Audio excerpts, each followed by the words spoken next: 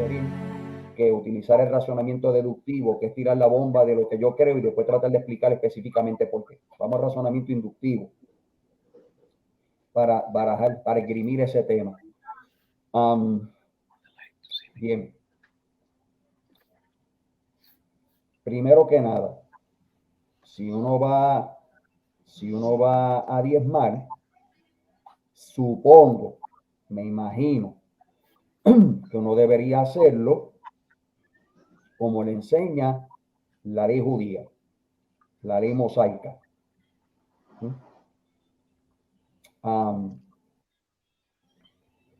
Y la ley mosaica tiene unas cuantas cositas interesantes en cuanto al asunto del diezmo.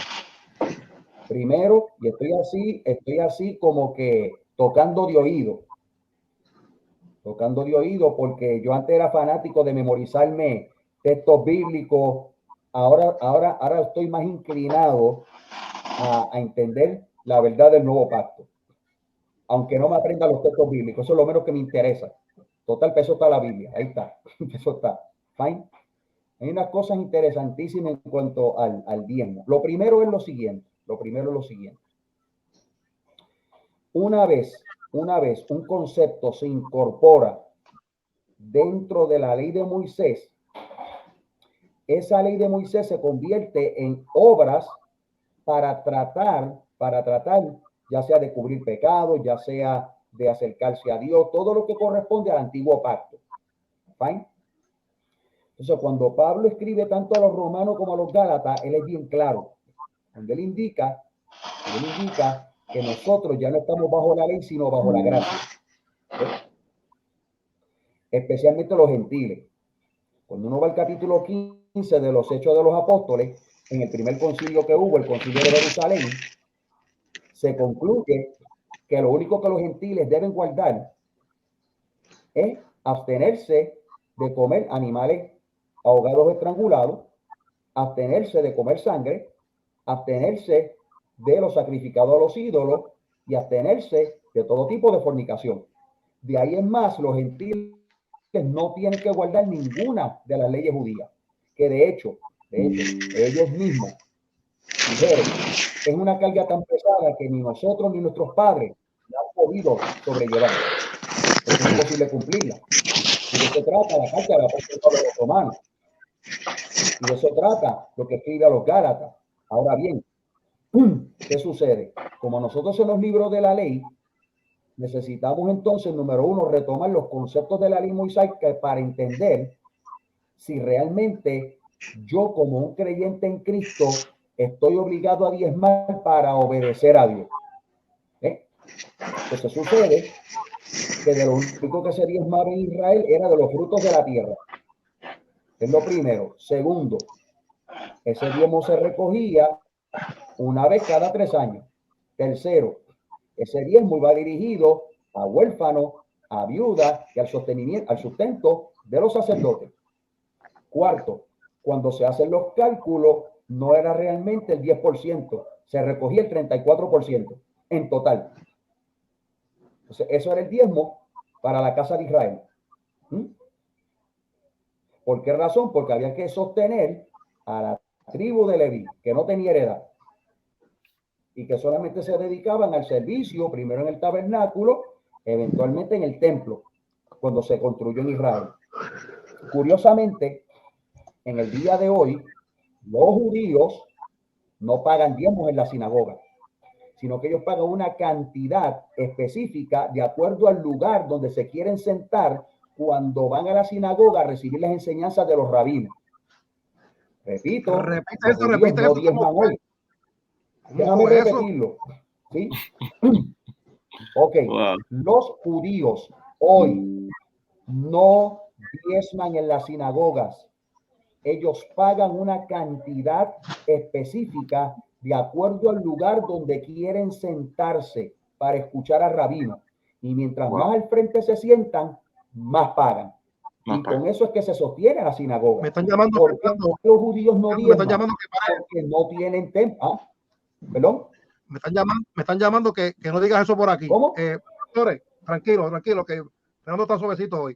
Me están llamando que cortes eso. Sí, no.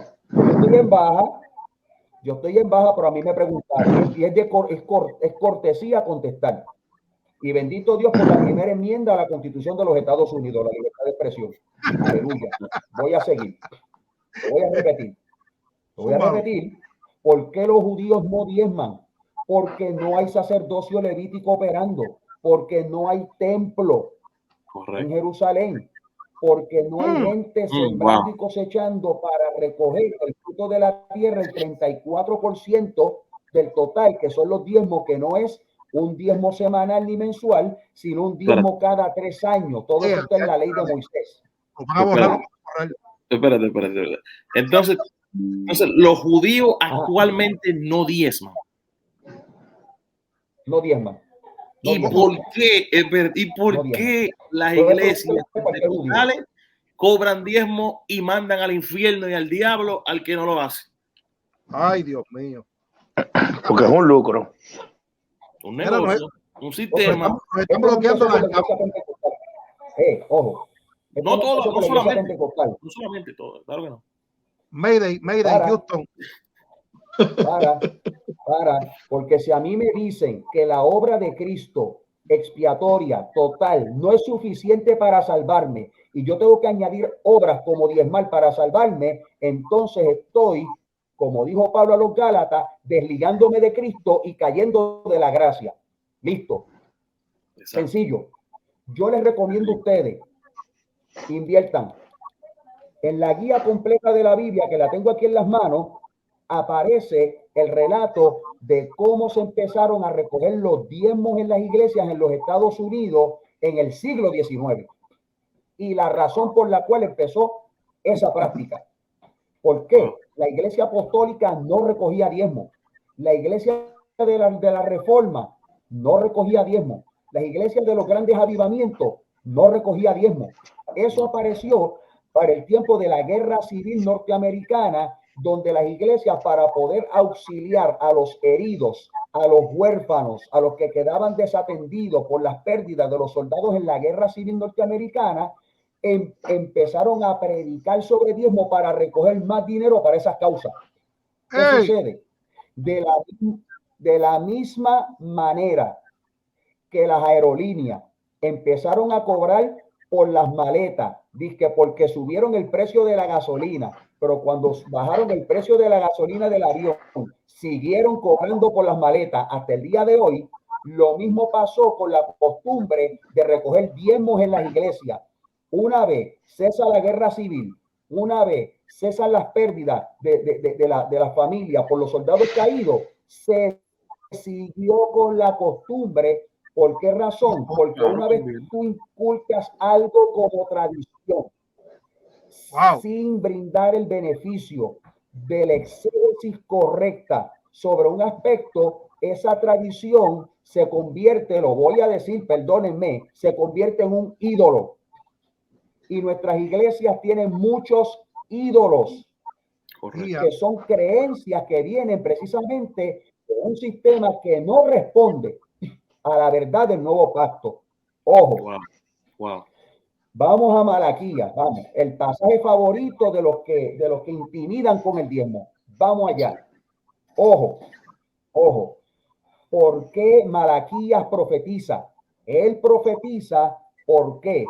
Porque los judíos que regresaron a Jerusalén, que tenían el templo que reedificó Esdras, en ese escenario, los judíos estaban descuidando el cuidado, valga la redundancia, del sacerdocio levítico en el templo reconstruido después del regreso del exilio babilónico. Y cuando él habla de maldito soy con maldición, él no le está hablando a la iglesia, él está hablando a esa generación de judíos que estaba desobedeciendo la ley de Moisés, no recogiendo los frutos de la tierra ni pagando con los frutos de la tierra los diezmos para sostener viudas, huérfanos, desvalidos y a la tribu de Leví. Eso es todo.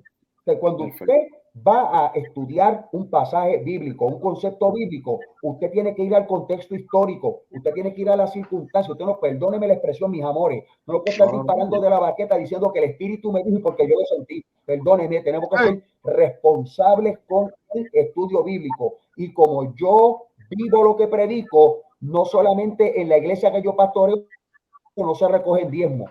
Ya yo dije desde el púlpito que el diezmo no es un mandamiento para la iglesia, porque si yo digo algo aquí y donde yo ministro, donde yo tengo la responsabilidad de apacentar a esa gente, yo le digo otra cosa, ¿sabe qué? Me hago transgresor, me hago mentiroso, y ninguna mentira procede de la verdad. Significa que estamos llenos de tradiciones. Claro. Nosotros estamos llenos de tanta creencia, tradiciones de hombres, por mala exégesis, por mala interpretación bíblica. Si me vas a hablar del diezmo de Abraham a Melquisedec, te tengo que decir que eso fue una ocasión única, número uno. Segundo, fue el diezmo de un botín de guerra, no de un salario. O sea, vamos, si usted sí quiere seguir creyendo en el diezmo y quiere diezmar, por favor, no diezme de su cheque de empleado. Levante negocio, conquiste algo, conquiste un botín, derrote a alguien en el campo de los negocios, en el campo donde se lucha con el favor y la gracia de Dios, y entonces tráigaselo a Dios en diezmo si usted quiere. Si usted me va a hablar de la carta a los hebreos, que habla del diezmo, tengo que decirle que el tema principal que está trabajando el autor a los hebreos cuando menciona el diezmo, no es el diezmo, es la excelencia del sacerdocio de Cristo representado en Melquisedec. Ese es el tema. Si usted me va a hablar de Jacob, que dijo, de todo lo que tú me dieres, el diezmo apartaré para ti, usted tiene que leer unas líneas más para atrás, donde él dice, si tú me das lo que yo quiero, entonces tú serás mi Dios. Hello. Se supone que el Dios mío sea mi Dios, me dé lo que yo quiero, no me lo dé.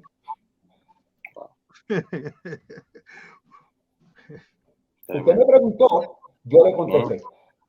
Si usted no está de acuerdo y todavía está intimidado, o usted le da carácter de salvación y santidad a algo que los gentiles no tenemos que cumplir y que ni siquiera los judíos lo hacen, porque saben lo que están haciendo. Ay, yo no vengo aquí a discutir ni a pelear con nadie. A mí me preguntan, yo contesto y presento la evidencia. Straight up, simple, that's it. Mira, Fernando, ya que tocaste ese tema, veo muchas muchachas que están entrando por ahí, mujeres que están entrando al super chat. Tenemos un super chat